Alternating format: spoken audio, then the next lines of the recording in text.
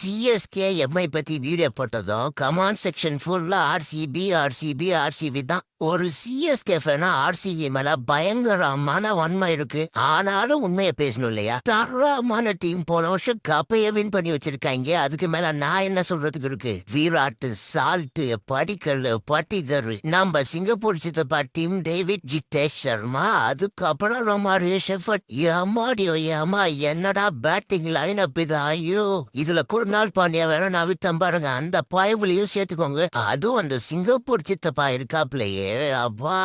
Australian பிச்சர்ஸ்லயே பால கண்ணா பின்னாலும் பறக்க விடுறான். இந்தியன் கிரவுண்ட் எல்லாம் எந்த மூலைக்கு அவனுக்கு? பயபுல பீக் ஃபார்ம்ல இருக்கு. இந்த பயபுலைய பார்த்தாதான் ஒரு டர்ரா இருக்கு. ரொமாரியோ ஷெஃபர்டும் பேட்டிங்ல சும்மா சொருவின இருக்காப்ல. அதுக்காக பால கீழே கையில குத்துற போறீங்க, அவ்வளவுதான். அப்படியே இந்த பக்கம் பவுலிங் வந்தா பூவியை சும்மா சர்ரு பால பறக்க விடுவாப்புல. அதுக்கப்புறம் ஜஸ் அசிடுட. ஐயோ, இந்த ஆளு பாலெல்லாம் எவன்டா ஆடுறது?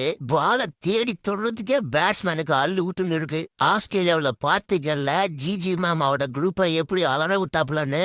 இன்னைக்கு தேதிக்கு வேர்ல்டுல பெஸ்ட் ஃபாஸ்ட் பவுலர்ஸ்ல ரெண்டே பேர் தான். ஒன்னு அண்ணன் பும்ரா, இன்னொன்னு அசிலுட்டு. அப்புறம் ஸ்பின்னு சியாத் சர்மாவும் தரமா போட்டுட்டு இருக்காப்புல. ஆக்ஷன் பக்கம் போகாமலேயே இப்பயே ஆப்பனண்ட் தூக்கி சுருகுற அளவுக்கு டீம் இருக்கு. 16 கோடி வரை வச்சிருக்காங்க.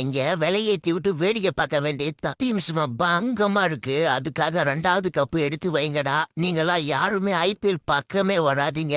சரித்திர வெற்றி இதெல்லாம் மட்டும் கொஞ்சம் நிறுத்திக்கலாம். போற போக்குல அப்படியே அந்த சப்ஸ்கிரைப் பட்டின்னு தட்டிட்டு போங்கடா அப்பா.